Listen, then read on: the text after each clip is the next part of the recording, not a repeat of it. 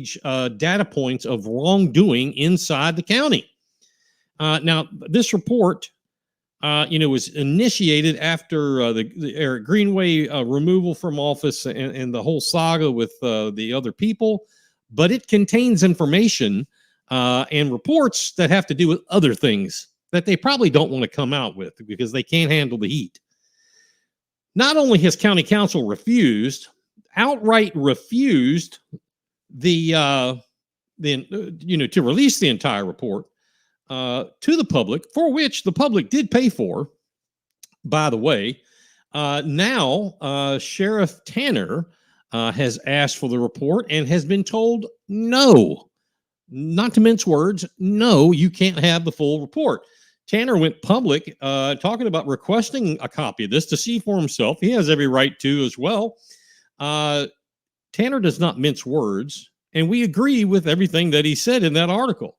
County Council Chairman Passament will show you what he wants to show you in a form that he wants to show you. He's not interested in transparency, real transparency. The sheriff and I agree with that on that 110%. Now, anyhow, the reporter stated he has asked them all questions around 3 central issues. And hold that thought. Let me go back to the sheriff. I don't think the sheriff's going to let that lie just by saying no. No, you can't have it. I don't think he's going to accept that. We don't accept that. The pressure needs to be put on. Anyway, the reporter stated he has asked them all 3 questions around 3 central issues. 1, the handling of the release of the information from the investigation into P-card and contract purchasing issues. 2, the process for the hiring of the new county administrator. And 3, how much of a trust issue they felt they had with the public. All very plausible, all very, honorable questions and concerns. And here's what they all said. First up, David Bartholomew. Bartholomew represents District 2, Ladies Island, part of Beaufort and up near the Marine Corps Air Station. Bartholomew said he wishes that the financial investigation had been handled differently, including the hiring of an investigative firm or an auditor instead of a law firm that created attorney-client privilege. Remember, here on this show, we have told you, I don't know how many times, that we all got hoodwinked, snookered, whatever, by the county attorney's office when adamantly he said no to a financial firm, that we have a firm that does that, but they're a legal firm, but they do all that inside. They're that good. Well, because they went with a legal firm, now they have attorney-client privilege. The only way the report can be released is a majority of council, vote to release the privilege. We'll talk more about that in a second. Anyway, so Bartholomew and I agree on that. Bartholomew says he voted in favor of a public discussion on the release of the summary report in lieu of executive session. I agree. Bartholomew, even though it should have been a summary report, it should have been the whole damn report. If you're going to release it in public, not during executive session, and talk about it. Bartholomew said he believes while the hiring of the administrator was lawful, even though he said he believes candidates should have met with staff in public before a final decision was made, and that his suggestion to do so was dismissed. Finally, Bartholomew said he believes trust in the county and the council is at is low, and rightfully so. I disagree. I agree with him rather that the administrator should have gone through a public vetting, if you will, or at least a meeting. Also, there should have been an announcement, as is written and codified here in South Carolina, that once you have a list of finalists, that can be 5, that can be 4, it can be no less than 3. It's written in law. You have to make it public. County council is doing their own thing and decide. I don't know if they don't know how to know, but they listened to the wrong people and didn't do that. Anyway, Anna Tabernick, District 6, Sun City, Pritchardville, and New Riverside. Tabernick said she wished the summary had been released sooner, but does not object to the full report being held back. Problem number 1 right there. She is saying, don't give the public the full report, only give them what we want to give them. Tabernick said she relies on legal advice the county received and the county gives, and the legal advice from the HSB sets up for a bad experience. County council should not take the legal advice of the county's attorney because, ladies and gentlemen, your best interest, the citizens' best interests, are not the same as the bureaucrat operation, the government. You have to understand that, and you have to put people in office that will understand that and that will do that. Anyway, Tabernick said she relied on the legal advice the county received. All candidates were questioned thoroughly and that she was satisfied with the way things turned out. She did not mention any need for public input. Problem number 2, Tabernick does not obviously understand state law, county policy, etc., with hiring county administrators. There is a policy and a law in place, and Beaufort County violated it. I had been part of hiring several people. It was a very arduous experience. The more the public knows who the finalists are, the more the trust will build. And we did that. This council is not doing that. And the public's perception and trust level is getting deeper and deeper. Taking advice, again, from county attorney's office who does not have the citizens' best interests at heart is a lack of performance by her and others, in my opinion. Paula Brown, District 8, Eastern Bluffton, and small portion of Hilton Head. Brown had, according to the article, Brown had been outspoken, and we personally applaud her for that, for saying, fully release the report, release the entire report. She says, according to the reporter, that she was told all 11 council members must agree for the report to be released in full. In other words, it has to be a 100% in favor of for it to be released. Problem number 3, whomever told you, Paula, that is the case is more full of crap than a Christmas turkey. There are 2 types of vote for approval in our system, in the county of governments, our county form of government. And for those of you out there, we've got them all across the United States. Every county or every township has their own form of government. This particular county is a council administrator. You have 2 types of voting, or 2 types of approval: majority, which is 50% plus 1, or supermajority, or 2/3. That's it. For someone to say you have to have 100% in favor to remove the privilege, that is absolutely ridiculous. Absolutely. You got lied to the bottom of it. The article says that Brown believes the hiring of the new administrator was handled properly and public input was not needed. Now, I know Mrs. Brown personally, and I cannot in any way, shape, or form, I don't believe she actually said that. Someone must have got their recording separately or screwed up, because I can't believe that she would have said that. I don't believe it. Let's see here. Where was I? Oh, anyway, again, the process is written. It's in state law and ordinance. You just simply did not follow it. Taking advice, again, from the county attorney is like dating your cousin. You just don't do that. The article also claims that Brown does not believe those trust issues involve believing the county has behaved secretly. Problem number 4, again, I simply do not believe she said this, as the entire county modus operandi is cloaked in secrecy. It's been that way. I don't believe she said it wasn't. I just don't believe it. I don't buy it. Tom Reitz, District 11, south end of Hilton Head Island. Reitz has been steadfast, urging his colleagues to be transparent week after week after week, almost having to say it publicly in every occasion. That, in and of itself, should tell you loads of what he's thinking. He nor anyone should have to say it. It should be a practice. It's like integrity. Integrity is mean doing the right thing when nobody is looking. It should be a policy. That's how you do it. Anything less than that is wrong. Common sense. That's all it is. Common sense. Reitz was named in the article, however, that the hiring practice was appropriate. Again, I'll have to say that, maybe either the 2 council people or maybe the reporter got the interpretation wrong. We have people who have not followed the law and ordinance along with precedents. Well, somebody told us legal advice. I don't care, because the legal advice is being given is inaccurate, and it's not for your benefit. It's for the county's benefit. I'll repeat the statement. Taking advice from the county attorney's office is not in the interest of the citizens, the taxpayers. And precedence has been set. Reitz did go on to say, at least by the words of the author, that there is an absolute trust problem.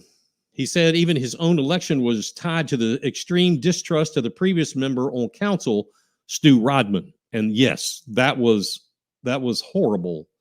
Now, the article does go on to say, because I only mentioned 4, but the article goes on to say that York Glover from St. Helena and Beaufort, Alice Howard from Port Royal and Beaufort, Chairman Joe Passament of Sun City and Okatee, Logan Cunningham of Western Bluffton, Mark Lawson of Eastern Bluffton and Defusky, and Vice Chair McKellen, all of Hilton Head Island, or he's of Hilton Head, all chose, and I quote, not to disclose how they have voted or the positions they have taken in their duties. Problem number 5. 7. Yes, 7 adults representing the citizens of this county had the gall, the audacity to not answer to the press. A fundamental part of the process is answering to the press. If you don't have the balls, excuse me, ladies, but if you don't have the balls, then stay out of public office. If you can't answer the phone call or the text or the email from the press, you have a problem. It's not them, it's you. You have to have a relationship with the press. Now, if the press sticks it up your backside, game on. You have every reason to go public with that or to that reporter or whatever and tell them, you've done this to me. I will no longer give you any information or opinion. I had to do that during the book deal with one of the reporters.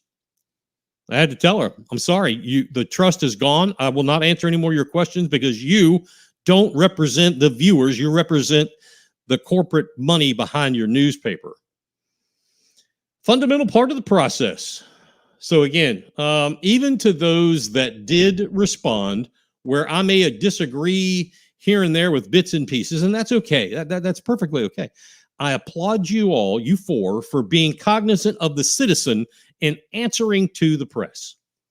I reached out to Logan Cunningham. That was the office that I held, District 7 back in the day, and asked him point blank, why did you choose not to disclose, et cetera, et cetera, et cetera? Mr. Cunningham said he has not heard from the reporter, Sebastian Lee, and hasn't been called by him in weeks, which I find strange.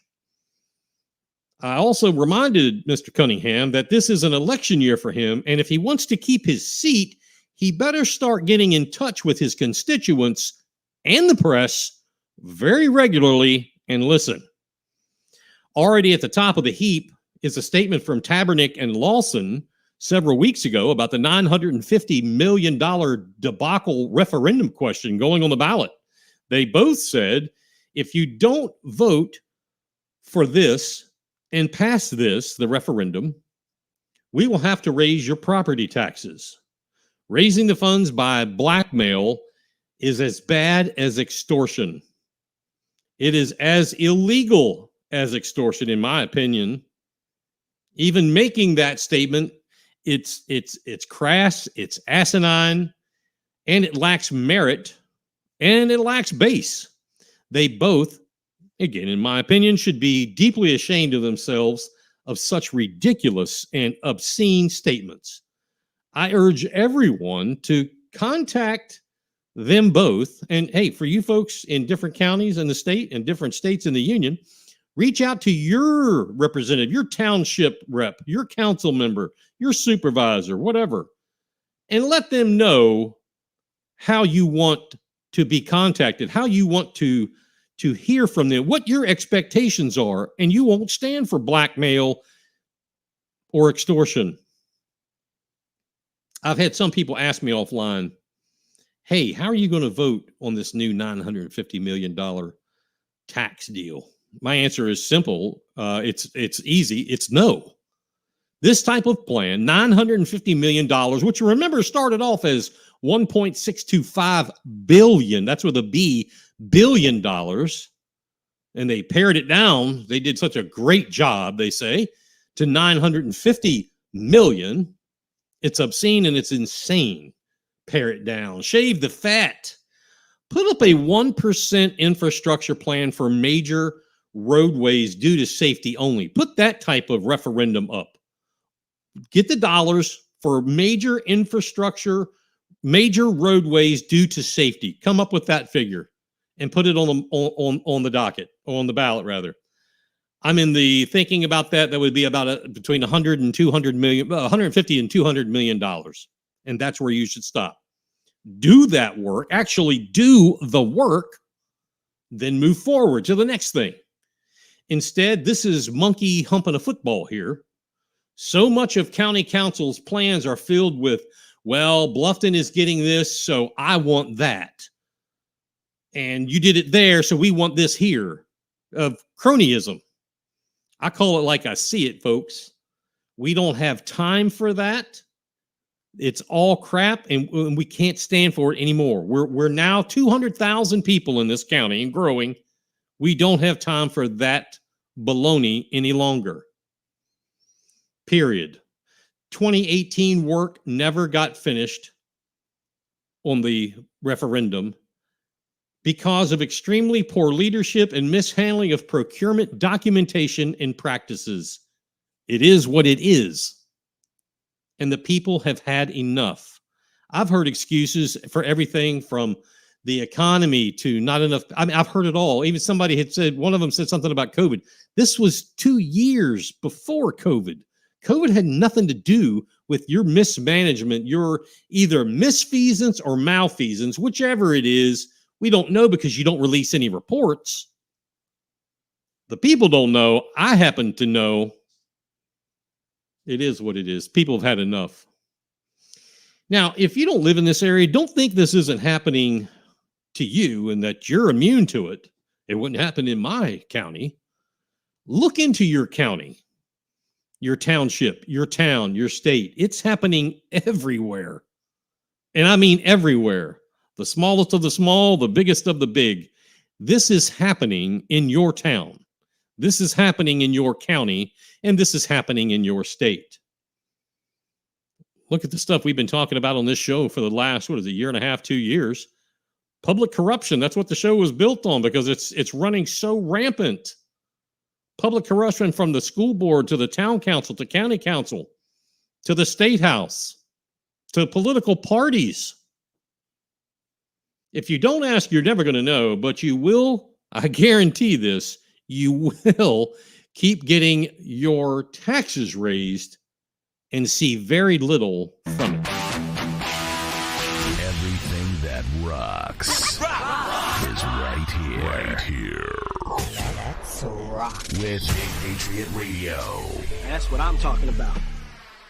Now, you might remember several shows ago, we gave you updates about 3 people who were running to be delegates in the South Carolina GOP, and one who was running for Congressional District 1 chairwoman to the RNC this year. They're coming in now. We've got one of them backstage in the green room. We're going to be bringing her out here momentarily. We talked to you about this situation. And this particular tentacle is in Beaufort County and in Charleston County, and it affects Congressional District 1, but it does affect the entire state because it's an entire state party. It's an entire state delegation that was to go to the Republican National Convention. So anyway, these 3 particular delegates and the 3 particular delegates won. They won the vote, the election, the whatever you want to call it.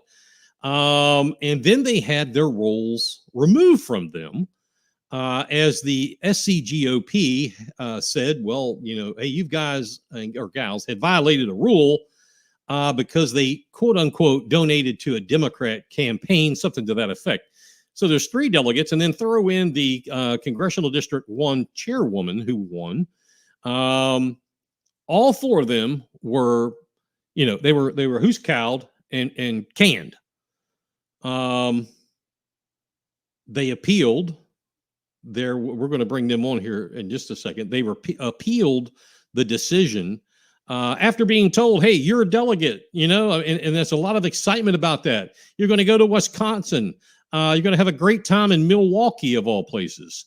And then, people booking hotels, flights, blah, blah, blah, blah, blah. And then all of a sudden, this SCGOP says, nope, not going to happen. At the same time, the powers that be, the old guard, as I call them, in the first congressional district, which is Berkeley County, Dorchester, Charleston, Beaufort, and that's about it. A little bit of Colleton, I guess. They had people going around to other counties, Republican parties, stirring up enough angst against these four. And I'll have to say the cheerleaders for this were Beaufort County Chairman Kevin Henley and the state executive committee woman, Jodan Lee, like taking it on in a personal vendetta to make sure these four did not go to Milwaukee. Anyway, joining me tonight is, let's see here. Let me find my screen. We've got, boom, there we go. All right, Delegate Lauren Martell of Beaufort County, Keith and Olga Blanford of Charleston County, and hopefully Congressional District 1 Chairwoman Cynthia Jones will be joining us. She's during a meeting conflict right now. Greetings to you both. How are you? Doing great. Thank you so much for having us on your show tonight, Mike. Absolutely. Hey, Olga, how are you? Hi, how are you, Mike? Thank you so much for having us. I'm going to see if I can switch to well, I don't like me being that big. Ugh. Let's go back to this one. I want to thank you both for coming on. Is Keith going to be joining? No, he's not going to be joining today. And hopefully, I had heard from Cynthia that she had another thing, and she may try to break away.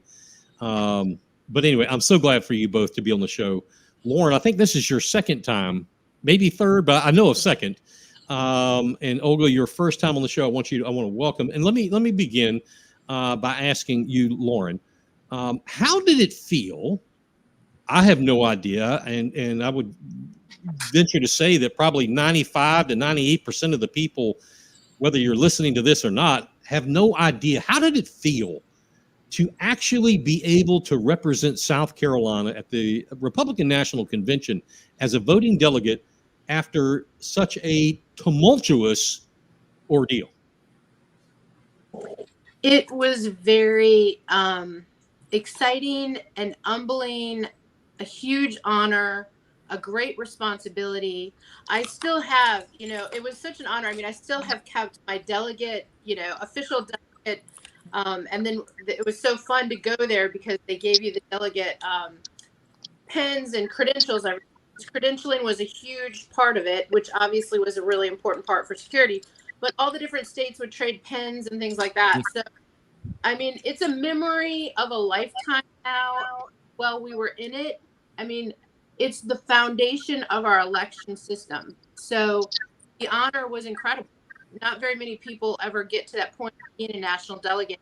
And one of the reasons why it's such a important level of our election process is because the national delegates do nominate our presidential candidate out of our party. And so we did everything right to be duly elected national delegates, and we took the honor very seriously.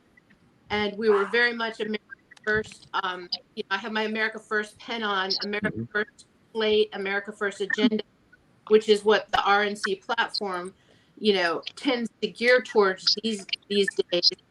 And we were there to 110% support Donald J. Trump to be our next president and the nominee. And when people started interfering and manipulating that, it caused a very foundational concern. Mm-hmm. We felt like that was election interference at the most base level.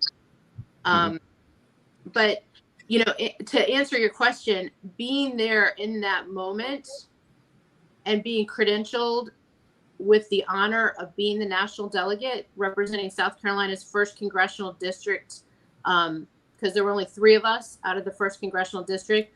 I was one, Steve Laporta was another, and Keith Blanford was the other delegate. And then Cynthia Jones and Olga and a man by the name of Don McDonough were our alternates out of our first congressional district. So it was a small portion, but it was amazing. I mean, it was an epic RNC. It was my first one, so it's going to be hard to ever like compare it to that one, but it was really great.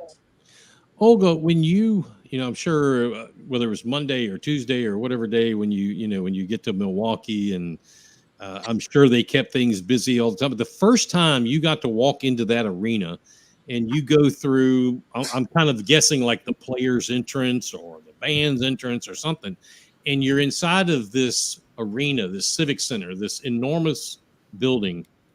Were you, Olga, like in awe? I can't believe I am at this place at this time. Well, let me add something to Lauren. Keith and I were honored to be elected as a delegates for National Convention, and through all the drama we went through and got reinstated, we felt obligated to go and represent the people of our precinct, of our county, of our congressional district, and to nominate Donald Trump to our next president. And walking in, first time in the hotel of South Carolina delegation, it was very nerve-wracking because we didn't know if Drew McKissick and his bunch are going to follow the rules of RNC, and we actually going to be seated. So we were prepared for everything. So that's first, step, even going there with all the drama behind us. Sure. Supposedly, and walking in and not knowing what's going to happen. But when we got our badges and our medals, which is where with honor, we were super excited. And, it's our first convention for Keith and I. And we were excited to be representing South Carolina and just to be, you don't know what to expect, but it was very to walking in an arena and figuring out see all the delegates, representation of the state, and excitement for Donald Trump. It was amazing experience. That is phenomenal. We had Cynthia Jones of Charleston was on, and she just dropped, so hopefully she'll get back. I want to open this up to you both, and you answer however you two want to work it out. I want to start on the back end first, and correct me if I'm wrong, because I probably will be somewhere. But the SCGOP says you broke Rule 16 something, 16. 16C. 16C. I have read the rule. I read it under different mental statements, excited, bored, to understand it in different ways, to think critically about it. And hey, believe me, I have had people that are on the show or whatever have disagreed with me, and we've had some pretty heated exchanges because I just don't see. And I looked at the dates and I put the chronological timeline up there. I don't see where you broke the rule. You didn't donate, in my opinion, you didn't donate to a Democrat candidate for president. He was not, he being RFK Jr., he was not the Democrat candidate for president. While I think probably looking back now, maybe donating to anyone was probably not the best idea, I don't see where you broke a rule. Have I laid that out pretty fair? Well, more importantly than just that first part of the rule, there's the whole second part of the rule that just made it so that it didn't apply to us at all. And the leadership in the South Carolina Republican Party twisted the rule to start to manipulate how they wanted to have different delegates that they handpicked go. And so the rule didn't apply because it says specifically that you can't give to a partisan race unless there is no presidential nominee or Republican nominee. It actually states Republican nominee. And that element, Rule 16C, literally took us out of having to be considered. Mhm. So it was a huge stretch for Drew McKissick and the South Carolina, core leadership to make that rule apply to us. And fortunately, once we appealed it and we hit all the proper deadlines in the procedure, we went through the due process of the appeal. Mhm. Now, South Carolina ignored it as though we were, and as a matter of fact, they went beyond ignoring it. They then in turn maligned our character. Absolutely. And Absolutely. just try to wipe us out as far as all of us have run as Republicans to office. Keith Blanford as the Secretary of State. I ran for Attorney General. So. But those rules don't apply. And so the RNC found that they didn't apply. Right. Well, I think to that extent, there's a time frame for each rule, especially for 16C, and this particular situation, Rule 16C says if there's supposed to be a Republican nominee, and right. Which there wasn't at that time. And if you look on the rule committee itself and see who are those people on the rule committee, and then how they interpret the rule, and then they go further down on the line, telling us, well, you donated to Democrats, so you can't be there. And then the Keith nominated Cynthia Jones, and then it's go bigger and bigger stretch of interpretation of the rule. And then you look who these people on the rule committee, and you start asking, what is going on? Is this the rules they're following, or there's something else beside that? So, we duly elected delegates. We follow a procedure to the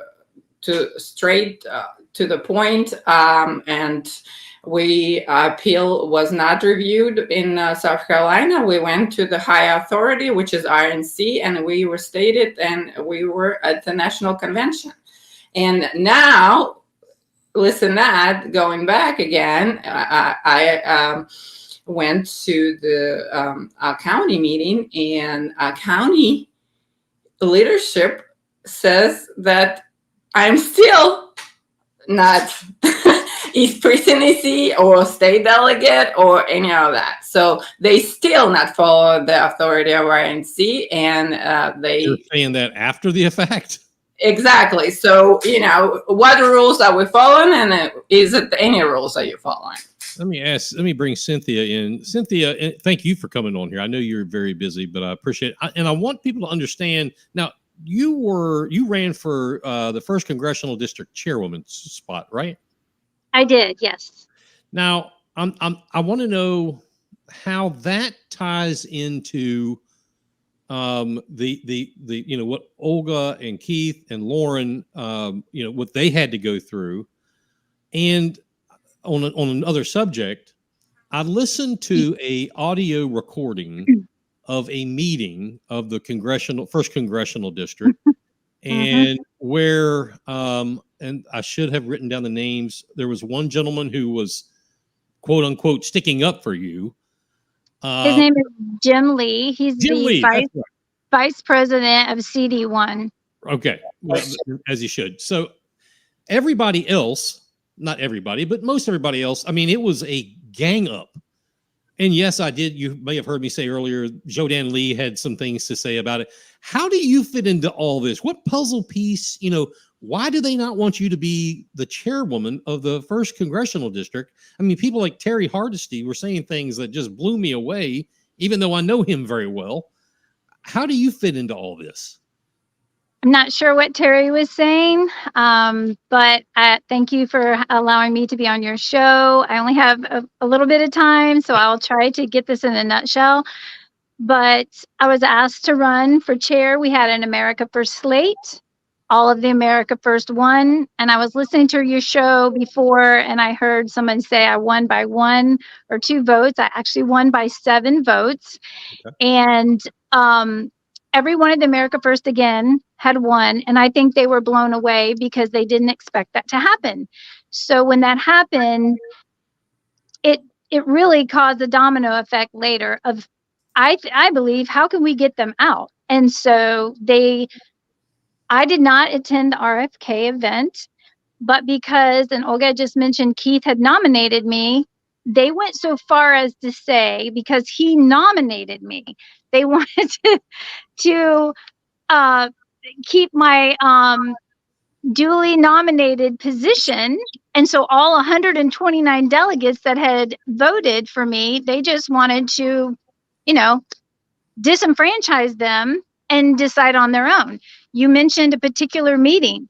That meeting we call a clandestine meeting for the pure and simple reason that not even the officers were invited to that. And because some had gone to a breakfast, I think it was a Berkeley breakfast or something, and they overheard them talking about it. Jim was there, and I think Anna Marie, and they said that they would send them an invitation. They're like, "Oh, sorry, we didn't know." Well, they're officers. What in the world? Why would they not invite them? Yeah. So it was one thing after another that was very shady and how all that went down. But the main thing is, you had 129 delegates that took their time on a Saturday to come spend money. On top of that, you had to give $40 to even show up to vote. And then if you ran for an RNC, you paid $50. So you've got, people spending money, their time, their effort. And they basically, why are we voting then if they're just going to come in and decide who they want to be, in office? So not a good thing at all. So how did I get involved? They were trying to say because Keith had nominated me. I actually had 2 nominations. So even when they started this whole tale, I said, okay, well, take Keith's out.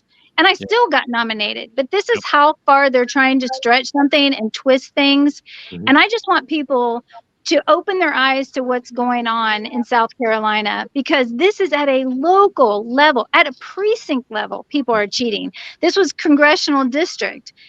But people have got to realize these, what if you want to call them, I'm going to say it, Rhina's establishment, they are trying to control things, and they don't want people to get involved, and they certainly don't want you to win in an officer position, an RNC delegate or whatever. So it's really sad, because the people have spoke, they voted, and their voices and their votes should count. Well, I was talking to one of the people from Beaufort County, who's a regular listener of the show, and she was telling me at that time, she goes, "Hey, Cynthia got 2 nominations, some whatever." And I was thinking, well, God, I don't know. I didn't know what to say. I was like, well, I don't know if you can just like withdraw one and do the other, but I had heard that. So, and I know you're busy. Let me ask you, I know when you went into the stadium, you were, Donald J. Trump for president. Did you leave with any doubt that is who should be the 47th president? No, not whatsoever. And I have been for Trump back when people wouldn't even say they were for Trump. That's what's so funny, too. Many of them were for DeSantis or Nikki Haley. I've always been for Trump, and have done every boat parade, gone to 5 different rallies. I've constantly, I have meetings that I call Conservatives of North Mount Pleasant. And I've always encouraged people to take a look, at what he's done for the country and what he's doing to bring manufacturing back and to include everyone. So anyways, yes. Awesome. Lauren, Mike, can I ask one question? Let's rules or no rules? Congressional District 1 convention already was done. We all were on the ballots. There were time frame. We paid money to be on the ballot. We were elected. We went there. We were credentialed in. Election already was done. So there's no rule committee can overturn any election. So rule or no rules, and whoever you are, if you're even Donald Trump, you cannot overturn any election. And that's what happened in Congressional District 1, period. And we're a no recall state. I mean, These people make up rules as they go. It's embarrassing and it's disgusting on top of that they think they can just, change it. And like I said, they disenfranchise the voters and we're tired of that. And our vote needs to count and our voices need to count. So people need to stand up, speak up and show up and let people know, no, this is not going to happen.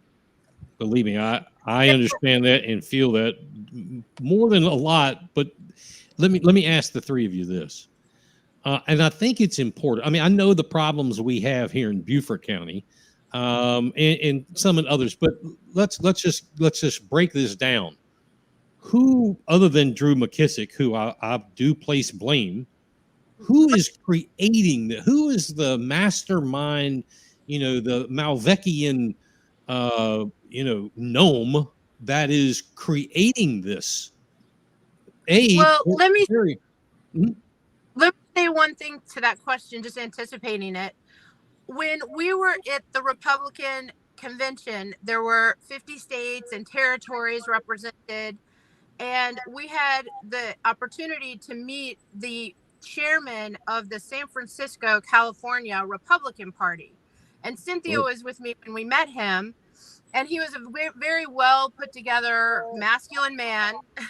And I asked him, I said, as the chair of your party, how important is it to be financially transparent to your membership?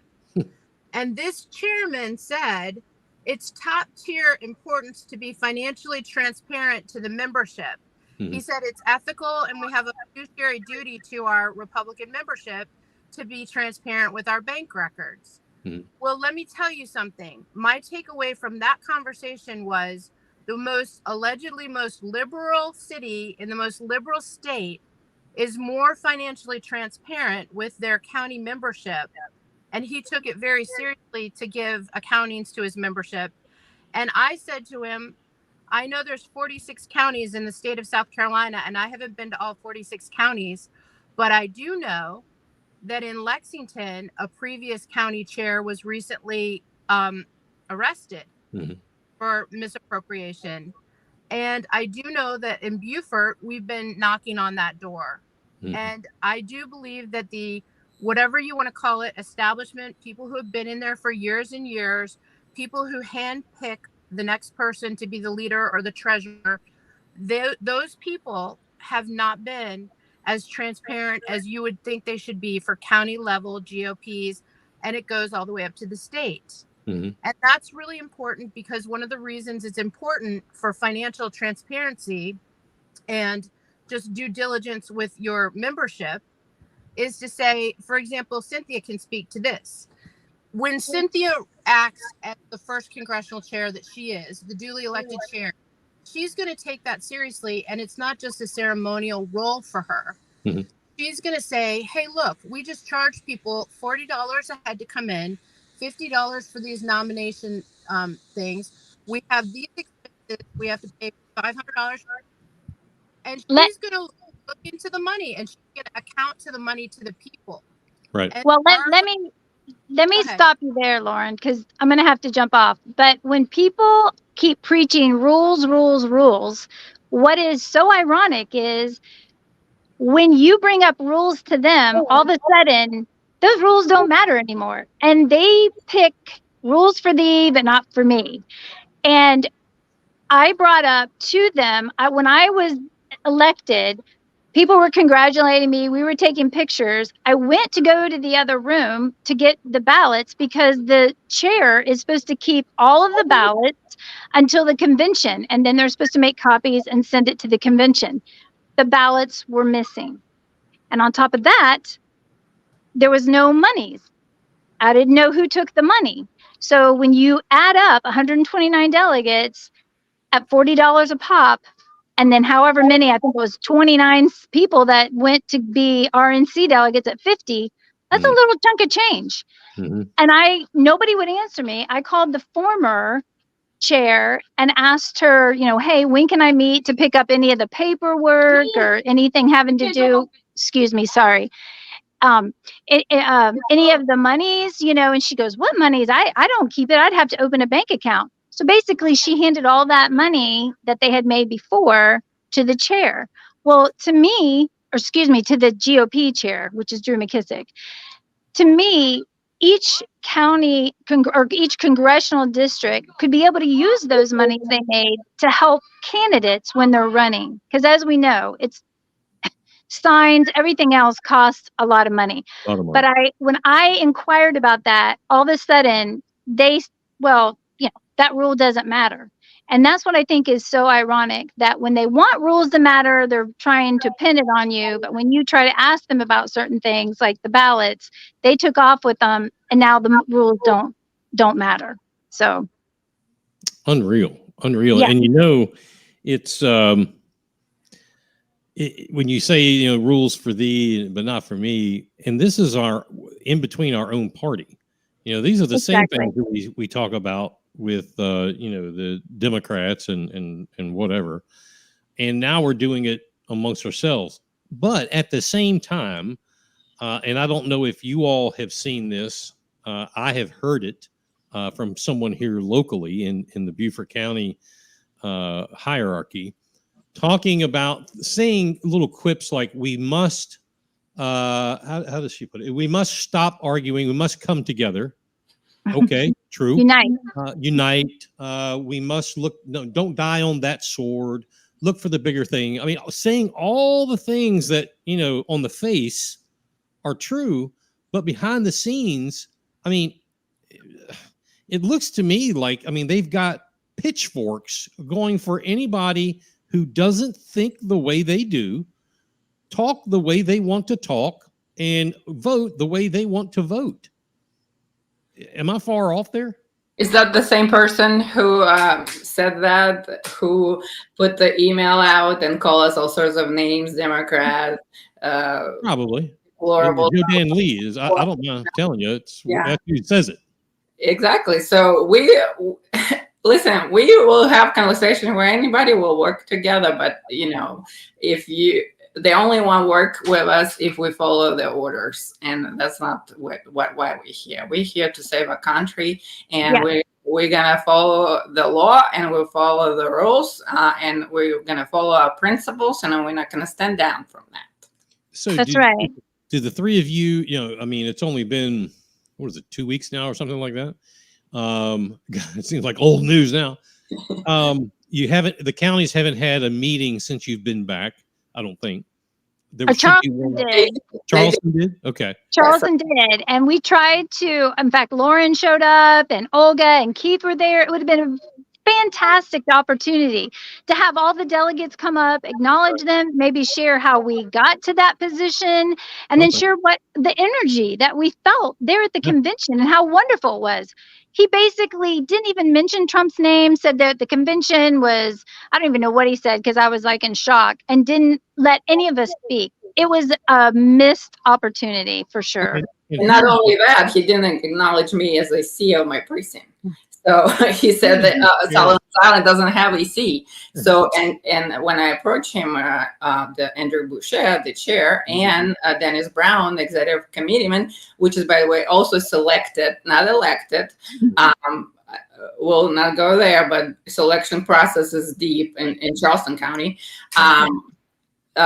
He said, "Oh well, South Carolina doesn't. That you broke the rule. IRNC doesn't go to that." So I said, "Well, so there's no authority over South Carolina." Right. And he said, "Yes, it is, but South Carolina do what South Carolina do." So let me say, I don't know Boucher. I'd love to talk to him, but I don't know him. But I think even if his attitude is, as you're saying, there still should have been some recognition. You notice when you came on the show, I didn't first go into the bad crap. I went to, how did it feel? That had to be freaking awesome.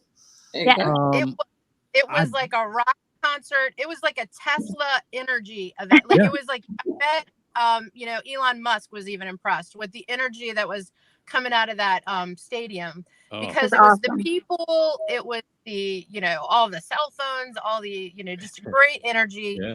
Only a few cringeworthy speakers, but nothing noteworthy. When you have 4 days, it was like the Iron Man of politics. Oh, yeah. You were dragging to the bus at the end of the night. Your feet were killing you. but you were joy filled and optimistic. Yeah. It was wonderful. And to be able to bring that back to South Carolina and share that just demonstrates that, again, unity really isn't something that they're interested in. No. Because if they were, they would have embraced us telling the America First. And the RNC wanted us there. We were the ones at the roll call. We were the ones that got credentialed. Cynthia was there with Governor McMaster when he, put all the 50 delegates from South Carolina. She was the one that made national news. I was on there. We were up front. We were leading the charge for America First to get our country back, like Olga said. And one of the things that sort of a good thing is Dorchester passed a resolution that acknowledged that Keith and I and Olga were duly elected national delegates. Therefore, the logic that they used to try to oust Cynthia no longer existed. It was a fallacy. It was false logic. So they found that Cynthia is the duly elected chair. And so Dorchester's on its way. Now, Beaufort County, sadly, our own county, one of the ways to not get anything done is to never have meetings. So they've apparently turned to a quarterly schedule. Wow. Wow. Scheduled to have a meeting again. And this is in our general election year, the election. I know we say it all the time, the election of our lifetime, but this truly is. And for Beaufort County to be derelict in their duty to be having an August meeting is suspect to me, because people who are on board, you can recognize them right away. People who want to protect our Constitution, people who want to stand for freedom of speech and for the election integrity, you can recognize them. And they're not the people who are being trying to kick us out, right? And that again goes against what they're trying to say. I think Cynthia said it best. If you're not on board with them, they're going to try to malign you. And that's sort of the Marxist way of handling thing in America, in the Republican Party. And I've been a Republican since I was 18. So for people to try to flip something on me for going to an RFK event when during COVID, I was suing for people's lives, life or death situation, to get alternative COVID protocols in hospitals. In the case that I had, we saved the gentleman's life to get the FLCCA protocol with doctors. And that's something that RFK, I'm not going to vote for him. He was a Democrat at the time. He's an independent now. But I will tell you that I think he's got a lot of important information that people should listen to on how Dr. Fauci worked the system and gamed the system, how the pharmaceutical companies may be culpable. And there are ways, because he's an attorney and he's done a good job with cleaning up the Hudson River. And he's lead charge of autism and vaccines and the aluminum preservative and how it breaks the blood-brain barrier. So all of us wanted to go and get a chance. At the time, I think he'd just come out with his book on Dr. Fauci to hear what he had to say. Go ahead. Let me interrupt you just for a second. We're at the top of the hour here at BigPatriotRadio.com. This is Beaufort County's House of Cards. Introducing to you. You're on House of Cards. we on YouTube. It's going down now. Locked and loaded with the truth. So I apologize for interrupting. I had to get that in at the top of the hour. Let me ask you all, and I want to get back to Beaufort County in a second, Lauren, but I know Cynthia's got to go. But let me ask you, I don't recall the number of total delegates, but there was a bunch of y'all. How was the mood? Was this a camaraderie, or were those that, like Saul Alinsky wrote about, the haves and the have-nots? How was that ice cream? Well, I'll answer, and I'm on a business trip, so that's why we're having a big dinner up there. So I'm sorry, I can't stay for the whole thing. So this will be my last little input. But you know what? I got involved because I knew we had a stolen election, and I knew I wanted to see true conservatives put into our Congress and Senate. And so as a fighter, I didn't want to stop. And when we went, in my opinion, they acted like nothing had happened and everything was roses. And that was okay with me. But the thing was, the minute you started to talk to them, like my name wasn't even listed nationally that I was an alternate. I was moved up to a delegate when they had taken Lauren and Olga and Keith out. So I was a delegate. Then when all this went down, I moved down to an alternate again, and my name wasn't even on there. They put somebody's name, Dennis Brown, and some Peggy, somebody that wasn't, they weren't even in the next like 6 people to be, I'm not even sure if Dennis was even elected. But anyways, again, I could have been very upset about that. We just moved on, and all of us had a great time, in my opinion. And we cannot let these people stop us because that's what they want. Trust me. Oh, yeah. I could be frustrated from the beginning. They tried to cancel me from day one when I first got involved in 2020. And I stood up and said, hey, my name isn't on the list. And then I ended up getting the #1 votes when I ran for county chair. It was ridiculous, all the stuff I went through. And in the end, they threw my ballots out. They have tried on numerous occasions to just cancel me right out. But we're still here because we have a country to save. And so no matter how they're treating us or what they're doing, we're here for the right reasons. And we just want to move forward and we want to save America one precinct at a time. Awesome. I love that that kind of statement, saving America one precinct at a time, because that's where it all starts. Yeah. I want to put this up here. One of our viewers, Dean Altman, asked a question: doesn't the Charleston chair make money through his business? Now, I have no clue what his business is.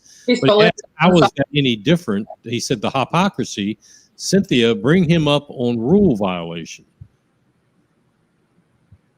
Are you talking about the Charleston chair? Yes. Well, I don't know what so he's a consultant, and it was brought up at one of our last meetings that he actually had supported, I believe, some Democrats through his business. So that's, again, where I say the fine line is where rules for thee, but not for me. Yeah. And I don't know enough about that, but I do know through his consultant business that I believe they were helping DeSantis or something. So, again, if it's a Republican, that's fine. But when they're looking at everybody, and again, how are they going to go and look at everybody that voted? Maybe one of them, their spouses maybe voted for a Democrat or something. I mean, where do they draw the line, and what are they looking at for this? It's just crazy. And Mike, can I add to it about we going there? We don't go there to fight somebody, to fight them. So fight those people. We're going there to make sure precinct, county, state is clean. People in the leadership position have morals and principles and follow the rules and order.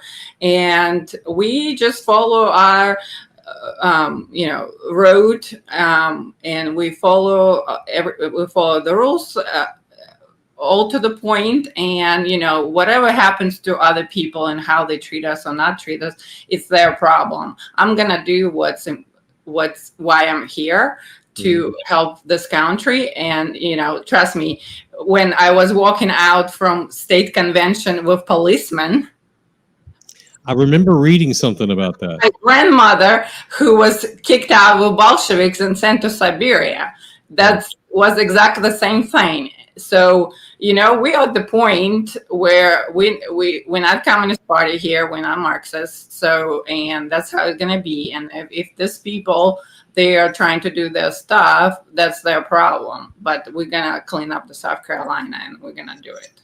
I remember when that article came out. I took a look at it when they had a picture of you behind, being the officer behind you and so forth. And I just at the time I didn't know the whole story. You hear bits and pieces, but the public perception of that was a marketing nightmare. Sometimes those kind of things are hard to recover from. And I'm speaking, and I really don't care for Drew McKissick, and I'm speaking on his behalf. That was a disaster to have a picture of a delegate being escorted out. That was just, wrong. Did you ever hear from anybody after that? Like, hey, maybe that wasn't the right move. Sorry. No, absolutely not. And not only that, there's people, his minions bashing us and calling us all sorts of names, and still to this day, even after RNC restated it, and RNC explicitly said that we did not broke any rule, especially 16C. And they still do whatever they need to do. So I don't know what deals they're doing, what's going on with them, and what they're hiding, but it's their problem. And I'm gonna just, we here, America First, is gonna follow what needs to be done. I'm sure that all of you carry a copy of that letter from the RNC saying, "Hey, we didn't do anything wrong." If I was you, I would. Lauren, let me ask you. Beaufort County hasn't had a GOP meeting, and we did hear. Let me put it up here. Debbie Barton, one of our delegates. Yes, why doesn't Beaufort County GOP have monthly meetings during the most critical time in our country's history? It's a great question. Debbie actually made it on Fox News. We saw everybody here back home was like, "Oh my God, look, it's Debbie," and talking with I think it was Bill Hemmer. I can't remember.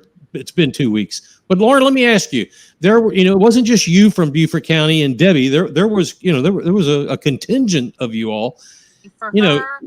Were you all, accepted? Even though I could care less if I was. But I mean, was it this is Beaufort County? We're going to do this together, or were they acting different? No, let me tell you that when we were there was a definite split, and there was a failure of leadership with the South Carolina Republican Party. And we were put in the very back corner. And I almost think our font for South Carolina was smaller than everyone else. Yeah, I didn't see it. States were like cohesive. Texas, although they were wearing hats and they were together, they were excited. North Carolina all wore seersucker one day. The ladies wore seersucker dresses. The men wore seersucker jackets. We had no continuity. It was very clear. It was the America First slate and then sort of the establishment. And they were not very nice. They were basically as cordial as they could be. But I believe that South Carolina should normally be first and south and should be kind of upfront. And I believe that the way that the leadership in South Carolina has acted has landed us, in the back of the room. And what was that? Subversive to the Donald Trump new RNC kind of platform, where I am 100% behind him on states' rights for abortion rights. That's a trigger issue. But within our SCGOP, Chad Connolly, who was Drew McKissick's pick to be in the committee the week before the actual convention started, he was not the original slate, just like we were voted on originally by the people. Jerry McDaniel and Vern Odom were voted on by the people to represent the people and the America First slate. Drew, in a clandestine meeting, subversively tried to get Chad and LaDonna Riggs to go. And that did not go over well. And this is what the RNC is sort of watching from South Carolina now, too. Whether Charleston County needs to do exact the marching orders of what the Republican National Party says to do. On some issues, they don't. They have their states' rights go to that fall back. But the reason why the RNC had jurisdiction over Keith and myself and Olga was because we were national delegates. So the RNC had the ability to legally weigh in on national delegates. That's an issue that they have jurisdiction over. But the problem is, like with Beaufort County and Charleston being continually like little junior high rebellious people, they're just not being unified with what the RNC has ruled. And in Beaufort, I mean, I'm hearing Xiaodan Lee is having house parties and watch parties for Donald Trump at her home, but inviting on people. Like, I'm certainly not invited to that. Yet, the committee people, the leadership of which she still is, although she shouldn't be for long, is refusing to have watch parties or rallies or coordinating. I mean, we're having a truck rally from Buckwalter in Bluffton on Saturday to Coligny and Hilton Head. That should be something where we don't have to dig for that information. That should be up on the website. He's our presidential nominee. Why isn't it on the website that we're having a big truck rally? You know, and in Charleston, they're having a boat parade. These are things that should be exciting. These are things that should be promoting election. These are things that should get our younger generations excited about signing up to register to vote. And we're missing those opportunities. So you have to sit back and you have to ask yourself, why is Kevin Henley being subversive like this? Why is he doing nothing? Because in this kind of a time, doing nothing is subverting the election. Yep. Well, I have made it very well known that at least here in Beaufort County, that the entire leadership slate needs to be replaced. It's past time. Thank you for your service. Bless your heart, but you got to go. I have zero love lost for Jodan Lee. I don't wish her any ill will, but she is the last person that needs to be a state committee woman. So I applaud anybody's efforts to make those changes. I do want to thank both of you for coming on tonight. I went a little bit longer, but your stories are fantastic and need to be told. Obviously, Olga, please send my my best to Keith. Cynthia had to run, so I hope she'll get to hear this later. Lauren, my darling, it's always good to see you. You all are always welcome back on here. I would like to hear, you know, as the year goes on, maybe Beaufort will have one more meeting before 2025. I don't know, but hey, let us know what Charleston does, because this kind of stuff needs to be brought out. People need to hear this. We've got hundreds watching tonight, and this story needs to be told. That we've got to get rid of this. The cancer's got to be carved out.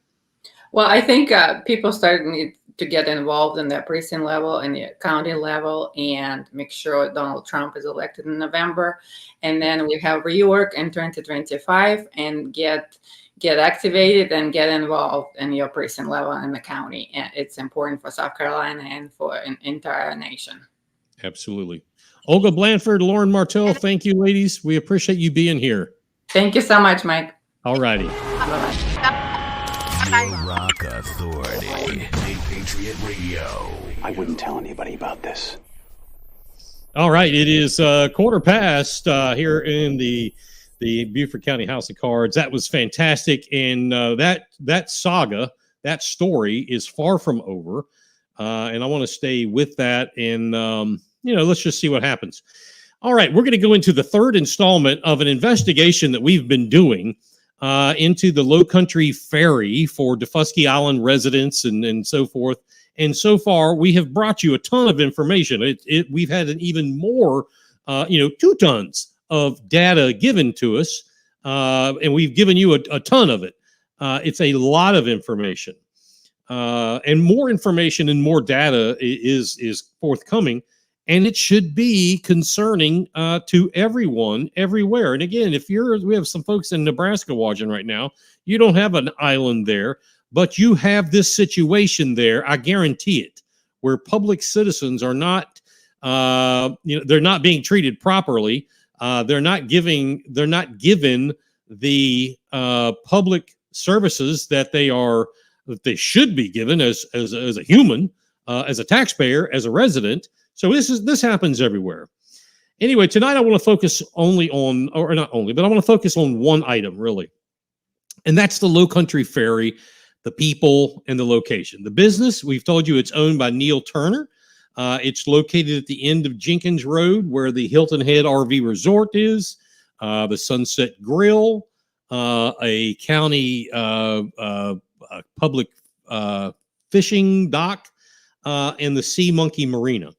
There are multiple businesses there, and it appears that there are some new ones, but I'm here to tell you that parking cannot handle anymore. I was heavily involved in parking lot design from a county council standpoint, having to do with stormwater runoff and that kind of stuff. And while I'm not a parking engineer or traffic engineer, I know when there are too many cars and not enough holes. And that's what's going on. I went out there, as I told you last week. I went out there to the RV park and the marina and all that. There were so many vehicles. They were parking up on the berms, on some grassy knolls, in the RV resort. parked at the marina, down the ramp, the road. I mean, it was everywhere. If I had wanted to go in and eat, there was nowhere to park. And it looks trashy, to be quite honest with you. It looks trashy. In October 2023, Neil Turner submitted his bid from Low Country Ferry for the Defusky Island Ferry bid. At the same time he was doing this, his lawyer and his wife, among others, had been tying up the county in legal matters with the Buckingham Landing ferry embarkation. You see that? Condemn on one hand, then do the same thing to a different group of people on the other hand. Anyway, I want to show you a copy of some things tonight. And this first one I want to show you is what are we going to show you? I want to show you the bid. Let's pull up the bid.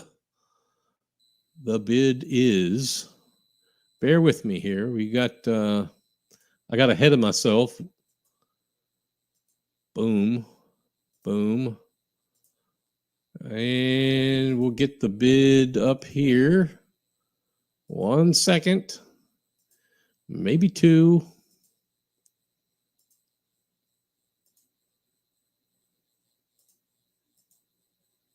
Son of a gun.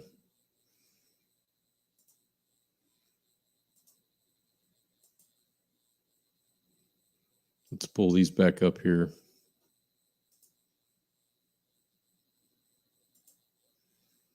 Okay, here we go. Here we go. It's better when you are able to share. Okay, so anyway, this is a copy. Let me go up to the top so everybody who sees it knows what I'm talking about. This is the proposal, the bid to provide ferry service from Hilton Head Island to Defusky. Now, down through this bid, you see they included some pictures, some vessels. They're in the water, up on stands, the inside, all pretty. What people don't realize is those aren't his vessels. Those pictures, as I've been told, are from Hague Point vessels at the time. But hey, fraud is such a silly thing, right? Anyway, getting to Exhibit A, there's Exhibit A of his bid. Now, this exhibit says certification regarding debarment, suspension, ineligibility, and voluntary exclusion. This is a legal document to begin with, but this is a legal exhibit. State whether your company has been involved in any litigation within the past 5 years arising out of your performance. Circle yes or no. And you see there, it's nice and big. The applicant stated no. His company has not been involved in any litigation within the past 5 years. There's the big circled, large, bold no. But, and let's go over here. When you pull up, oops, nope, I don't want to do that. I want to go share. I want to show you. Let's take a look at court records. Let's take a look at court records.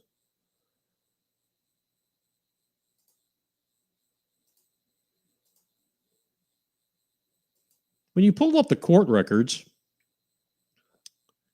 Turner's Marina, that's the name of the facility, doing business as Hilton Head RV Resort and Marina, or just Turner's Marina LLC, there are several, 1, 2, 3, 4, 5, 6, 7, 8, 9 cases with all within the last 4 years of complaints. Some brought from them, some brought on them. But the question was, have you been involved? Not did you bring any action or have you been sued? It was, have you been involved? And he circled no. Well, one of the cases where Turner's Marina brought call, I want you to pay attention to this, where Turner's Marina brought calls against 3 individuals. Okay, he was the suer and they were the suee. He was even found to be in contempt of court. Yet he circled the statement that he was not nor had been in any part of legal proceedings over the past 5 years. Don't get me wrong. All of these have to do with the performance of the business, either failing to provide this or wanting to buy somebody out of that, whatever it is. It's all about the workability or lack thereof, the feasibility or lack thereof, or the responsibility and accountability or lack thereof of Turner's Marina. He was held in contempt of court. The one that's under appeal, he appealed it. And the judge said, no, I'm finding you in contempt. Turner's Marina and Neil Turner have brought suit against the RV Resort, Sunset Grill, and others for what seems to be, at least from a layperson's standpoint, nefarious reasons where could only one surmise they are trying to either A, run them out of business, or B, drive them batshit crazy. Case in point is one of Turner's suits. He wants to restrict the restaurant from using the parking lot and restrooms. That's right. Turner sued the restaurant, the Sunset Grill, sued them because he didn't want them to use the restrooms or the parking lot. Now, let's get this straight. If you've never been back there, take a ride back there, and you'll see that between the RV resort and the marina, squoze right off the edge of the water on a knoll in the parking lot is a 2-story building. I think underneath it may be a ship store or something like that, restrooms, and upstairs on the 2nd story is the restaurant. Ever since the Sunset Grill has been there, the bathrooms are on the 1st floor. You have to go down. The parking lot, every business has to have so many parking spots per tables. There's a calculation. Now, Turner doesn't want them to use the bathrooms. Turner doesn't want them to use the parking lots. That is ridiculous. I mean, I've heard of absurd, but this is stupid. You don't want to allow them to use the bathroom? Again, you're either A, trying to drive them crazy or drive them out of business, or B, you're trying to drive them batshit crazy. The court documents on all of these is exorbitant.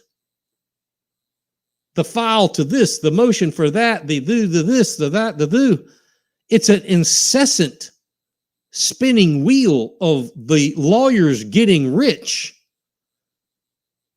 And that's definitely happening. I don't know what the lawyers are charging, but I know what mine, the multiples that I've had, what they charge. And this group, they're making bank because they file more shit than I have seen. It's amazing the shit they file. But you don't want the restaurant to use the parking lot or the bathroom, so you sue them. But you're supposed to, and I'm talking to you, Neil, you're in Turner's Marina, you're supposed to be a partner of them, sharing in the profits of the rentals. There is a quid pro quo. You do this and I'll do that. I'll give you this for you doing that. It's in the contract. But Neil Turner doesn't want them to use the restroom or the parking lot. My suggestion to everyone, let's all go out to eat at the Sunset Grill and let's start parking in the ramp. And then let's bring a Hummer out there and park at the head of it. And I dare someone to try to move it. Give them a taste of their own medicine. Anyway, this suit, the one about the bathrooms and the parking lot, which is totally ridiculous, has been going on for 3 years. 3 years. Rusty Carringer, he's run up our attorney cost to over $500,000 for our HOA and ridiculous claims and appeals. Again, what is he trying to do? Hey, having dealt with the county on this level, and the county telling me, and this is previous administrations. Hey, we love it when people take us to court and they want to sue us because we can outlast them all and our money never runs out. That's what they told me. That's what, like, don't worry if somebody wants to sue us. We're good. We got more money and we got more time. Is that what's going on here, Neil Turner or Turner's Marina? Are you just suing them to bleed them? And when they die, you buy them on pennies on the dollar? Could that be it? I don't know. Anyway, the case where he was actually found in contempt of court. These are the two highlights, because when I read it, I was like, this is unbelievable. This is the stuff of a TV show. This one has been going on for 3 years as well. Other cases involve Turner's Marina filing suit under the belief that they have first right of refusal on sales of RV lots, etc. Looking at this entire history is alarming. Now, the thing about first right of refusal, I've read all those cases that 9 you see there. I've read them all. And I have to say there is some doublespeak on the legal side. That yes, they do have it. No, they don't have it. If you file in time, you have it. If you file too late, you don't have it. So those, I didn't get wrapped around the axle. The restroom in the parking lot and then the contempt of court, that got me wrapped around the axle. Looking at the entire history of this case, and we're taking, this is our 3rd episode, it's alarming. Why is Turner's Marina trying to literally run off the restaurant owners? Why? Just answer me why. Turner's Marina, Neil Turner is supposed to be marketing the resort. I do see an active web page. But I also found something interesting. Now, at one point in time, I had a motor coach. My wife and I had a motor coach, and we took it there for the weekend. Matter of fact, there were some girlfriends of hers from back home that came down, and we took the coach there, and they stayed there all the weekend. So it's not that I haven't been in there. But there are restrictions now that I see on this website. I went to hypothetically book a reservation for a motor coach and a fifth wheel. And the restrictions seemed a little tight. Now, this park has, normal size sites, some very wide, some not so much, but still I could put my motor coach pretty much in 90% of them, it seems like. Pretty much. And there's plenty of room. But when I was trying to fill out the thing and I had blowouts or side outs, no, you can't do that, so to speak, which I found to be a little strange. If you are, reaping the benefit of the people renting those sites, and you're supposed to maintain the place, why wouldn't you be and you're supposed to market it? Why wouldn't you be doing that in events of filling this baby to the brim? That would bring you more to your marina. But wait a minute, if we don't clean it, if we keep it shitty looking, if we trash all around it, we have people parking up on mounds of dirt and sand mounds, people are going to say, this is not what my cup of tea to come to Hilton Head with my 40-foot coach is about. I'll either go to the south end or I'll go to the Hilton Head National one, which is jam up. Why would he do that? Does he want to run them out of business and buy it cents on the dollar?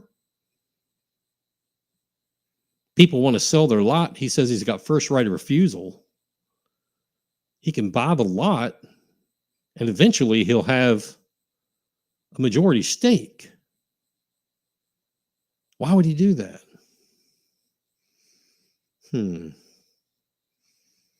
Anyway, I would love to have Neil Turner come on here as a guest. And I've said this with my political guests. I mean, whether you're left, right, independent, I could be atheist, Marxist, communist, socialist. I don't care. I'll treat everybody the same. Matter of fact, I probably treat Republicans a little harsher. I want to hear his side of the story. I want him to answer the questions that I have and that others have. and others like Rusty, who has said he's purposely made it to where most, if not all, modern day RVs do not qualify. He does not want people here. Neil, how do you answer that, Neil? I went on there and tried to hypothetically make a book a record reservation, and I couldn't do it on several configurations when I have done it before, but I can't now. Why would you not want the revenue? If you are losing revenue, who's paying your bills? How are you paying the note on what was Billy Bob's Marina and now is Turner's Marina? It doesn't add up. It just doesn't add up. So, hey, if anybody knows him, if he's watching, I haven't looked to see if he's on here or not. I've been too busy, but let him know. I'd love to have him on here. I would really, what is also odd, let me say this, is a letter that we were given a copy of from Neil Turner to County Administrator Michael Moore. This is the new county administrator, and I happen to have a copy of it, and I want you to see it because, quite frankly, it's a very interesting letter. So let's go to share,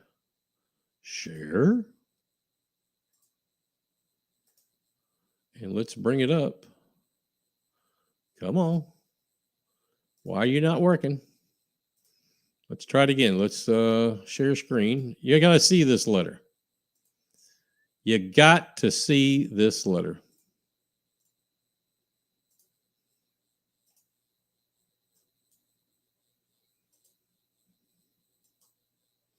Why is this not coming up? It's driving me nuts. It's driving me nuts, Bob. Hold on. We have a malfunction. Click the screen icon in your address bar. That's good. That's good. God, I hate electronics sometimes. If this doesn't come up, I'm going to have to just read you the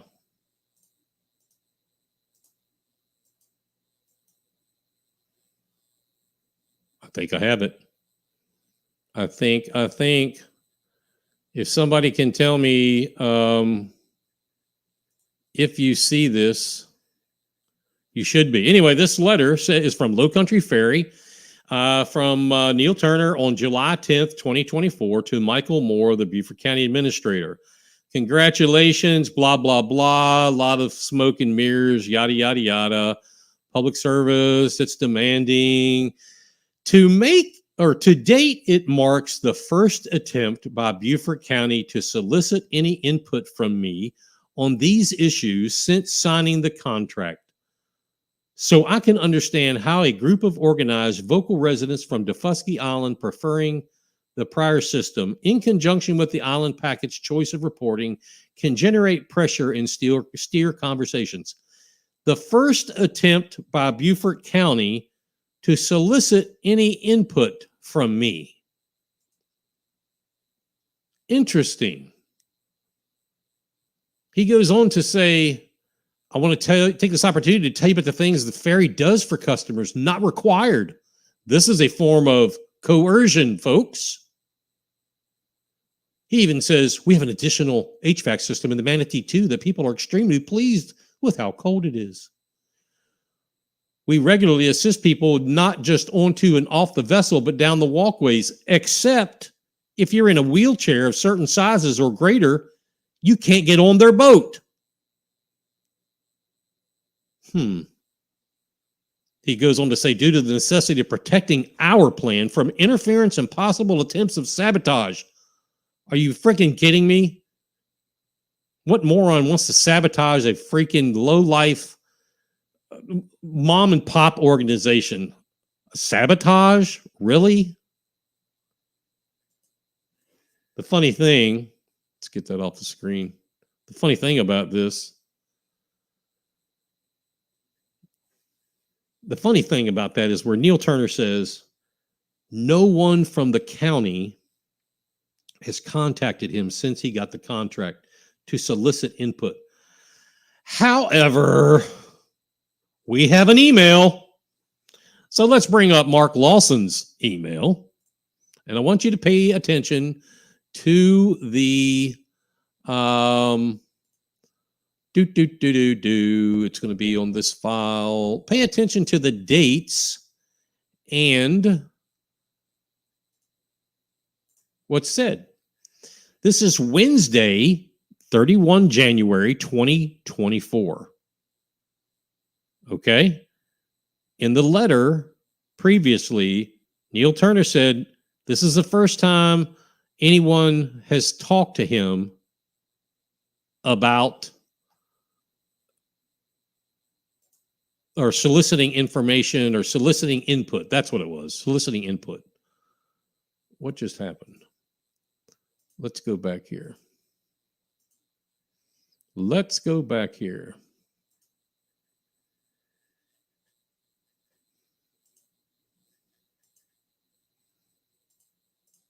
Huh. And with that, I just lost a page. I have a letter from Mark Lawson. As a matter of fact, I see Rusty is, I have a FOIA request showing communication between Turner and Mark Lawson, which makes his statement untrue. And the page that, I don't know how that happened, but I just lost it. It's a letter from Mark Lawson to John Robinson, the former acting county administrator, talking about a meeting that was on Defusky with Neil Turner present, where he had a conversation with Mark Lawson, being he, had a conversation with him. Lawson told John Robinson how he had talked to Turner the previous Monday morning. Obviously, a disagreement is in play here.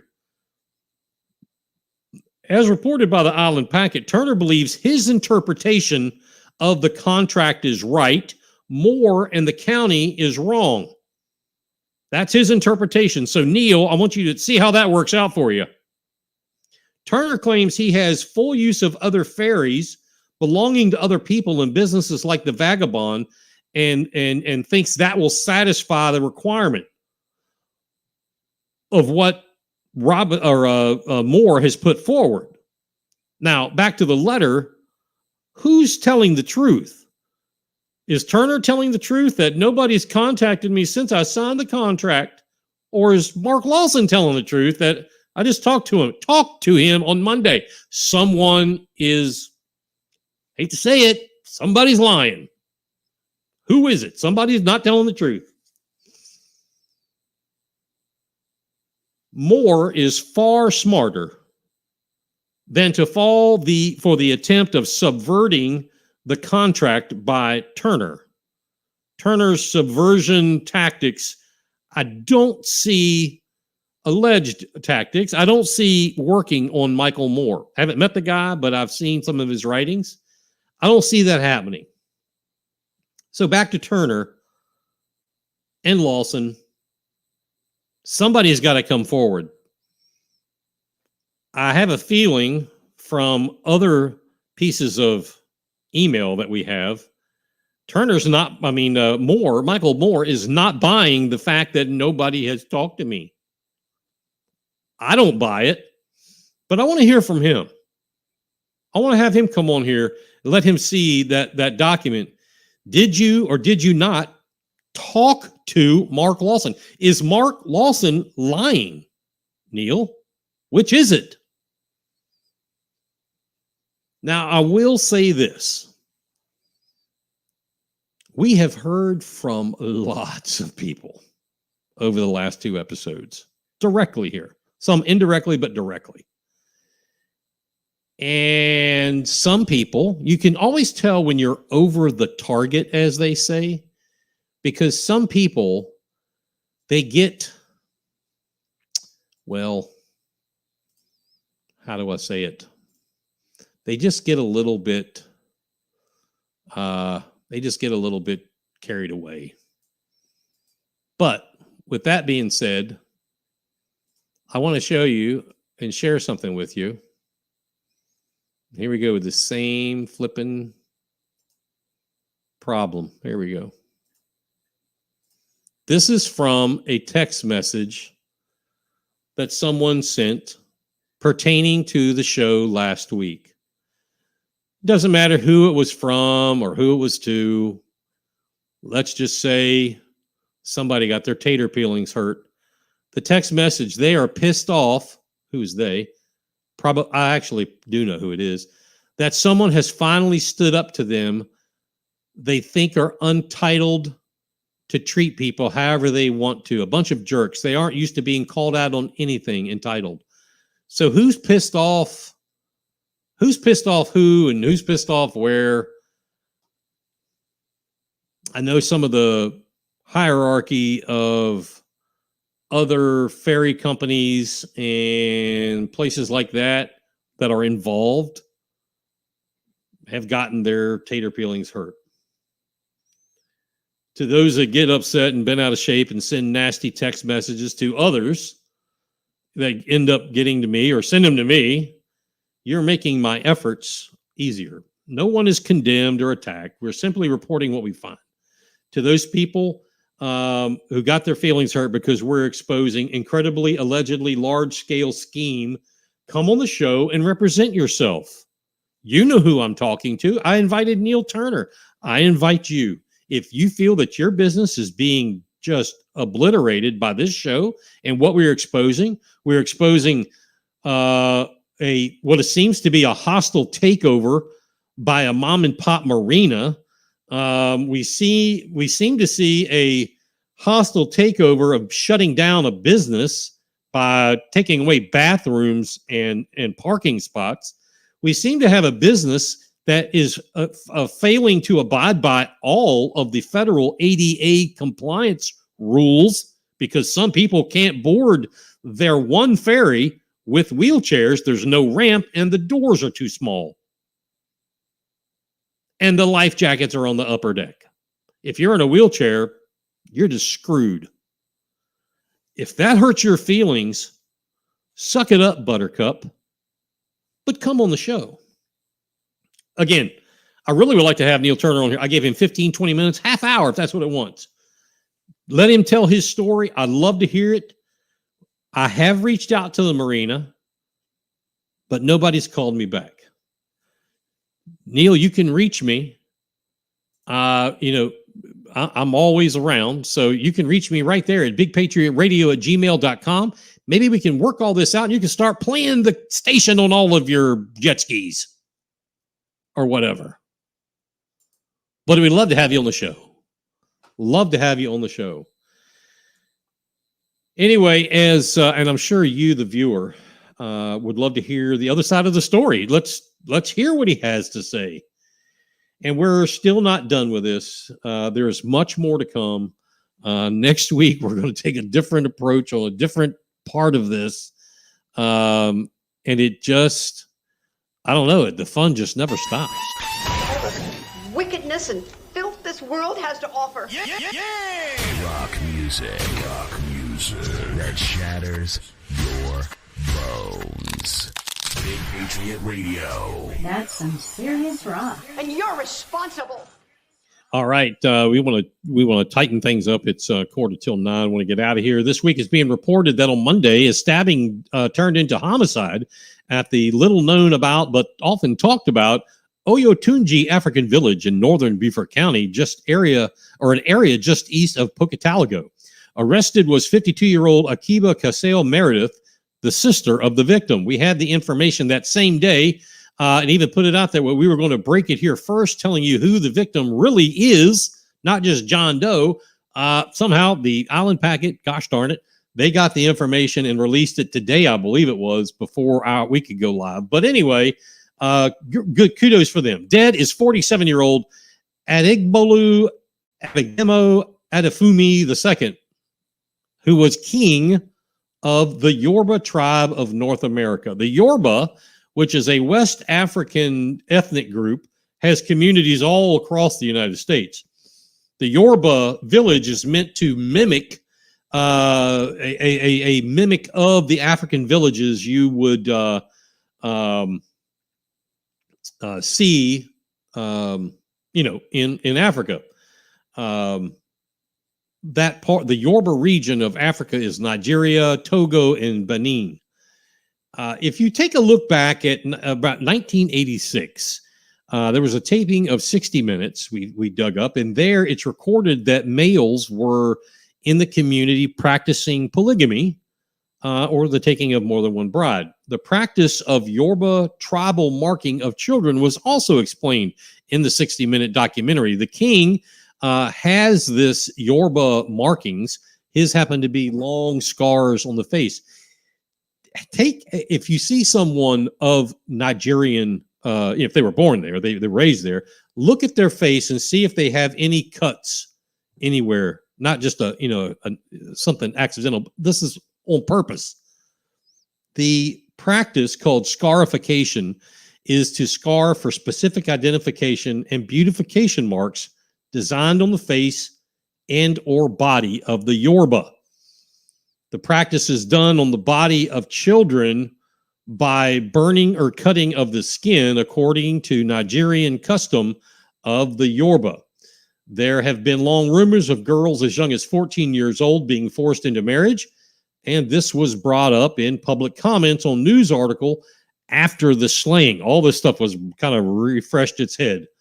Adefumini was stabbed in the neck, and there has been no announcement of reason or of guilt or not guilty plea from the perpetrator.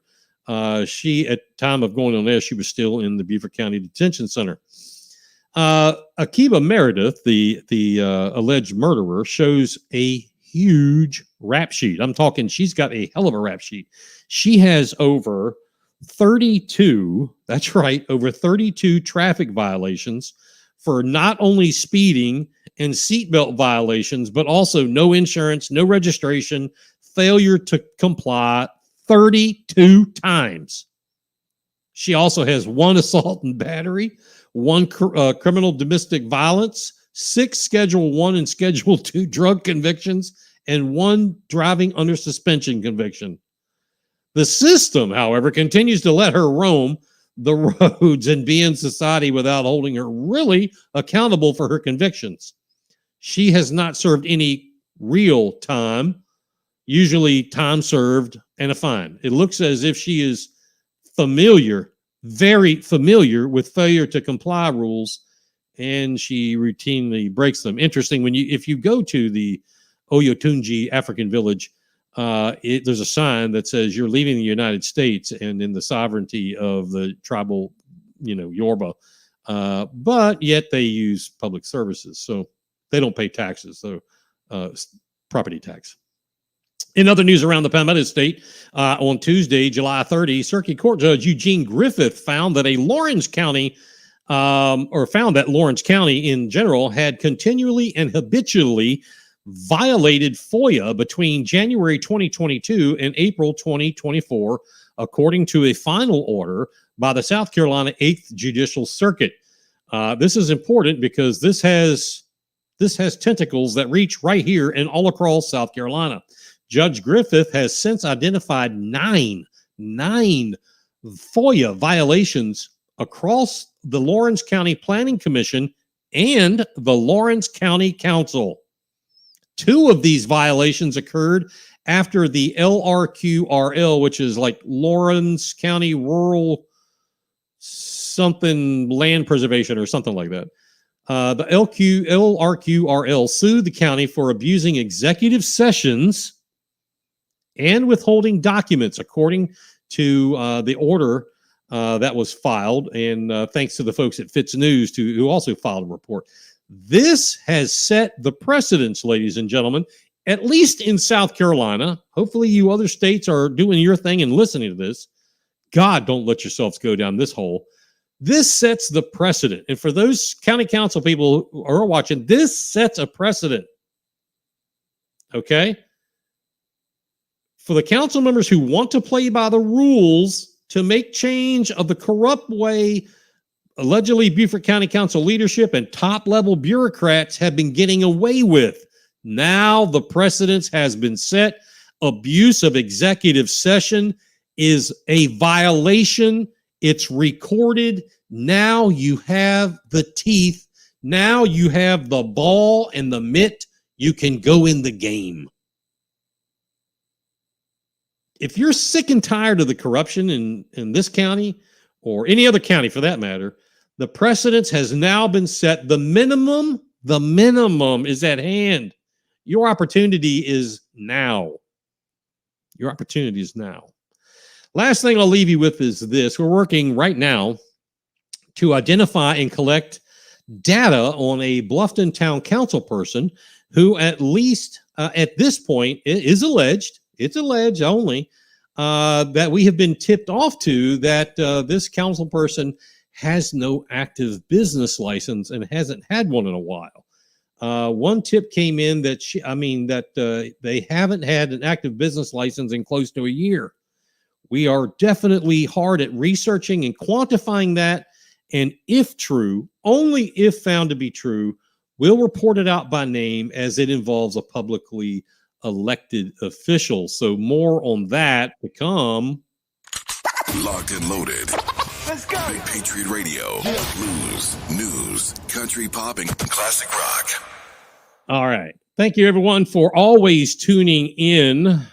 Go to our Patreon page. You see scrolling below and help us out. Or you can go directly to our Venmo page. If you're on Facebook, send some stars.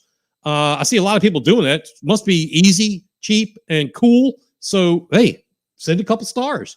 Your donation is what keeps the independent journalism cycle going. I encourage everyone to pay attention to what's going on around you. I don't know what's happened since we've been on air for the last 2 hours, but Iran is primed to strike Israel, and I suspect Israel is sitting there on the trigger, ready to give it back. But pay attention to what's going on around you, and be sure that you and your family are safe. Always be sure they're safe. We'll see you again next week. Until that time,